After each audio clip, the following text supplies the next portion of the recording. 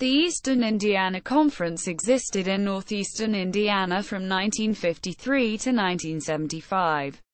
It consisted of schools from Adams, Blackford, Delaware, Jay, and Wells counties. The conference is notable for having two county conferences, Adams and Jay, fold into it in 1957 and 1967, respectively. However, 2 years after the Jay County Conference folded into the EIC, the 4 Jay County schools were the only programs left in the conference. This conference should not be confused with the Eastern Indiana Athletic Conference, which still exists and is based in southeastern Indiana. Membership.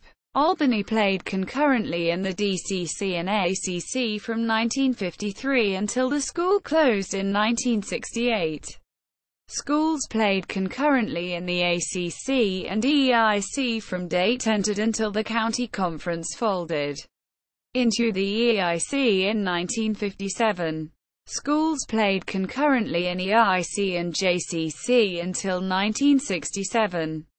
When conference folded into EIC, Lancaster Central played concurrently in the EIC and WCC from 1954 to 1959.